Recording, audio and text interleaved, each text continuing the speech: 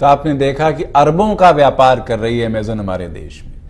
हम में से जाने कितने करोड़ लोगों का डेटा उसकी साइट्स पर सेव होगा। जब आप कुछ भी ऑर्डर करते हैं, कैश ऑन डिलीवरी के जरिए करें या पेमेंट के जरिए करें, कार्ड के पेमेंट के जरिए करें, तो आप बहुत सारा डेटा वहाँ पर फीड करते हैं। इसी से संबंधित संसद की समिति ने जब कंपनियों को बुलाया तो अमेजन ने बहुत ढिठाई के साथ कहा कि हमारा तो कोई प्रतिनिधि भारत में मौजूद नहीं। कोरोना का बहाना भी दिया कि हम ट्रैवल नहीं कर सकते। आप भारत जैसे देश में हैं, अरबों का व्यापार बढ़ा रखा है आपने, सबसे बड़ी ई कॉमर्स वेबसाइट्स में से हैं, और भारत के लोकतंत्र के सर्वोच्च मंदिर संसद की समिति की बात भी नहीं मानना चाहते, नहीं सुनना चाहते। वो संसद जो जनता का प्रतिनिधित्व करती है।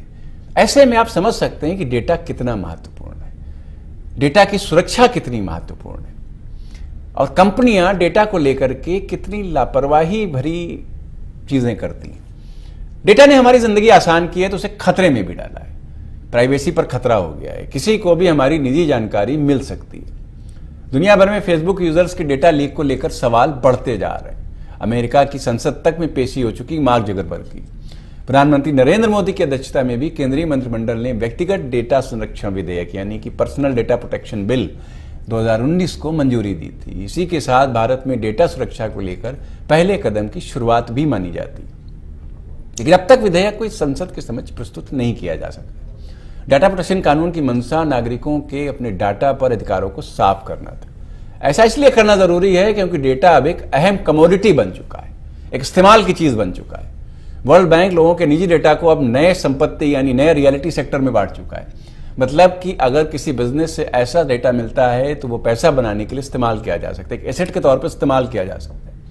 जैसे जैसे लोग इंटरनेट पर अपनी चहलकदमी बढ़ा रहे हैं, निजी डेटा की मात्रा भी बढ़ती चली जा रही है। औद्योगिक दुनिया इस बढ़ते डेटा से पैसे बनाने की ओर बड़ी उत्सुकता के साथ देख रही है।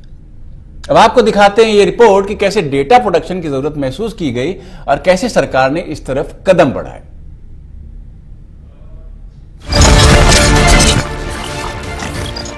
दुनिया भर में डाटा लीक को लेकर सवाल बढ़ते जा रहे हैं। ऐसे में आपको बता दें कि प्रधानमंत्री मोदी की अध्यक्षता में केंद्रीय मंत्रिमंडल ने व्यक्तिगत डेटा संरक्षण पीडीपी विधेयक 2019 को मंजूरी दे दी थी, और इसी के साथ भारत में डेटा सुरक्षा को लेकर पहले कदम की शुरुआत भी हो गई थी। लेकिन अब तक विधेयक को संसद के समक्ष प्रस्तुत नहीं किया गया है। ऐसे में डेटा और उसके महत्व को जानना बेहद जरूरी हो जाता है। डेटा और उसका महत्व सामान्य बोलचाल की भाषा में प्रायः message, social media post, online transfer और सर्च हिस्ट्री आदि के लिए डेटा शब्द का उपयोग किया जाता है। तकनीकी रूप से डेटा को किसी ऐसी जानकारी के समूह के रूप में परिभाषित किया जाता है जिसे कंप्यूटर आसानी से पढ़ सकता है। गौरतलब है कि यह जानकारी दस्तावेज, चित्र, ऑडियो क्लिप, सॉफ्टवेयर प्रोग्राम या किसी अन्य प्रारूप में हो सकती है। अपने सबसे प्राथमिक स्तर पर कोई भी डेटा एक और शून्य का एक समूह होता है जिसे बाइनरी डेटा के रूप में जाना जाता है। उदाहरण के लिए 0 1 1 0 1 0। आज के समय में व्यक्तिगत जानकारी का यह भंडार मुनाफे का एक महत्वपूर्ण जरिया बन गया है, और विभिन्न कंपनियां अपने उपयोगकर्ताओं के अनुभव को सुखद बनाने के उद्देश्य से इसे संग्रहित कर इसका उपयोग कर रही हैं। सरकार और राजनीतिक दल भी नीति निर्माण और चुनाव में लाभ प्राप्त करने के लिए सूचनाओं के भंडार का उपयोग करते हैं।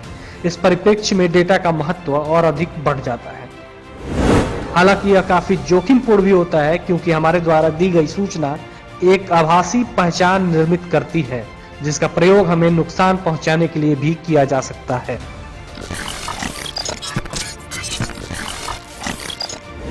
डेटा संग्रहण संबंधी मौजूदा नियम। वर्तमान में भारत के पास व्यक्तिगत जानकारी के उपयोग और दुरुपयोग को रोकने के लिए कोई विशेष कानून नहीं है। हालांकि भारत के पास इस संदर्भ में कुछ प्रासंगिक कानून जरूर मौजूद हैं, जिसमें सूचना प्रौद्योगिकी अधिनियम 2000 और भारतीय अनुबंध अधिनियम 1872 शामिल है। सूचना प्रौद्योगिकी अधिनियम 2000 के तहत व्यक्तिगत डेटा के गलत तरीके से दुरुपयोग के मामले में मुआवजे के भुगतान और सजा का प्रावधान किया गया है। न्यायमूर्ति BN श्रीकृष्ण की अध्यक्षता में एक उच्च स्तरीय समिति ने वर्ष 2018 में डेटा संरक्षण पर एक मसौदा तैयार किया था, लेकिन अंतर मंत्रालयी वार्ताओं के कारण उस समय संसद से यह प्रस्ताव पारित नहीं हो सका था।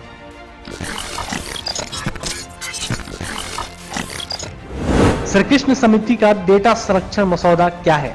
डिजिटल दुनिया में व्यक्तिगत डेटा को सुरक्षित करने के लिए एक फ्रेमवर्क की सिफारिश किए जाने के लिए जुलाई 2017 में न्यायमूर्ति बीएन श्रीकृष्ण की अध्यक्षता में 10 सदस्यीय समिति की स्थापना की गई थी।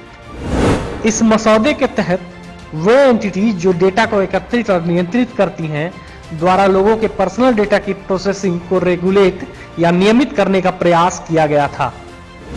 मसौदे में अपने डेटा के संबंध में नागरिकों को कई अधिकार दिए गए थे, जैसे डेटा में संशोधन करना या फिड्यूसरी के पास स्टोर किए गए डेटा को हासिल करना आदि।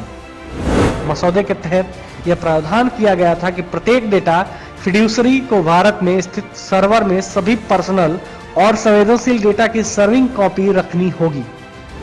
साथ ही इस मसौदे में विभिन्न क्षेत्रों के सभी डेटा फिड्यूसरीज के लिए विशिष्ट नियम बनाने और उनका निरीक्षण करने हेतु एक डेटा प्रोटेक्शन अथॉरिटी डीपीए के गठन का भी प्रावधान किया गया था।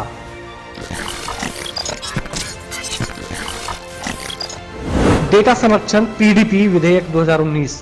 केंद्रीय मंत्रिमंडल द्वारा जिस डेटा संरक्षण विधेयक को मंजूरी दी गई वह श्री कृष्ण समिति द्वारा तैयार किए गए संरक्षण के 3 बिंदुओं पर अलग है। समिति द्वारा तैयार किए गए मसौदे में प्रावधान किया गया था कि सभी फिड्यूसरीज को भारत में सभी व्यक्तिगत डेटा की कॉपी संग्रहित करनी होगी। विदेशी प्रौद्योगिकी कंपनियों द्वारा इस प्रावधान की काफी आलोचना की गई थी।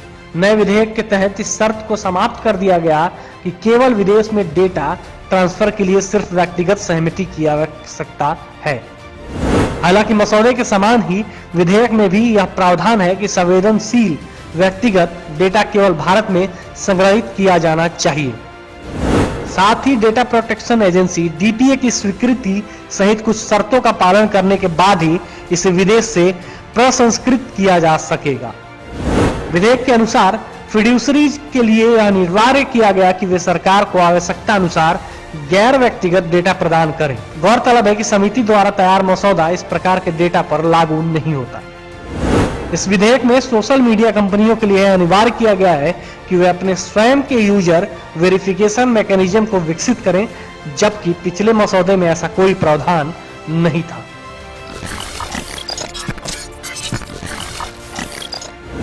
डेटा स्थानीयकरण का मुद्दा।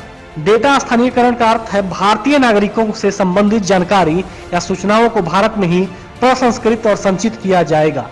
कोई भी कंपनी भारत से बाहर डेटा को नहीं ले जा सकती और न ही देश से बाहर इनका उपयोग कर सकती है। डेटा स्थानीयकरण के पक्ष में एक महत्वपूर्ण तर्क यह दिया जाता है कि स्थानीय स्तर पर डेटा संग्रहित करने से कानून प्रवर्तन एजेंसियों को किसी अपराध का पता लगाने या साक्ष्य इकट्ठा करने के लिए आवश्यक जानकारी का उपयोग करने में मदद मिलती है।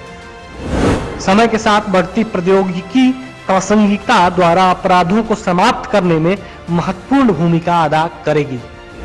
गौरतलब है कि ये जहां डेटा का स्थानीयकरण नहीं होता है वहां जांच एजेंसियों को जानकारी प्राप्त करने के लिए पारस्परिक कानूनी सहायता संघियों पर निर्भर होना पड़ता है, जिसके परिणाम स्वरूप जांच पड़ताल में विलंब होता है। इसके अलावा कई जानकारों का मानना है कि स्थानीयकरण से भारत की सरकार के इंटरनेट दिग्गजों पर कर लगाने की क्षमता भी बढ़ेगी। जहां एक ओर भारत और चीन डेटा स्थानीयकरण के पक्ष में है, तो वहीं दूसरी ओर अमेरिका सरकार तथा कंपनियां निर्बाध डेटा प्रवाह को जरूरी समझती हैं। वर्तमान में भारत की डेटा अर्थव्यवस्था का क्षेत्र बहुत बड़ा नहीं है, लेकिन भारत तेजी से बढ़ती अर्थव्यवस्था है, जिसमें भविष्य को लेकर अधिक संभावनाएं व्यक्त की जा रही हैं। विशेषज्ञों का मानना है कि यदि सभी देश डेटा के संरक्षण पर बल देने लगे तो यह भारत की उन कंपनियों के लिए बेहद हानिकारक हो सकता है जो वैश्विक विस्तार की आकांक्षी हैं।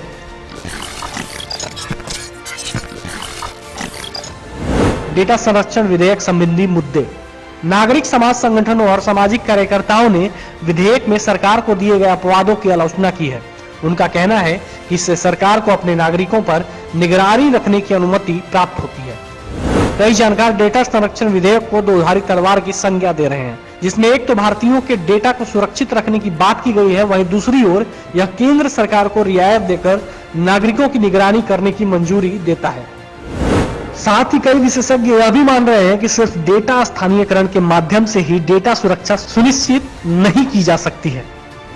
Internet and mobile association of India ने हाल ही में विधेयक में मौजूद अस्पष्टताओं की ओर इशारा करते हुए कहा कि इससे भविष्य में अनावश्यक समस्या पैदा हो सकती है।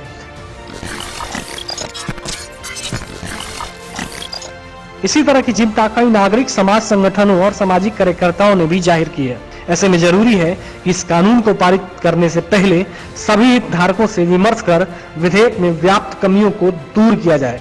पूरी दुनिया में इस समय डेटा के प्रवाह हस्तांतरण पर बहस चल रही है और इसकी सुरक्षा से जुड़ी हुई चिंताओं को ध्यान में रखते हुए विकसित और विकासशील देशों की सरकारें अपने घरेलू कानूनों को विकसित कर रही हैं। Bureau report, parliamentary business.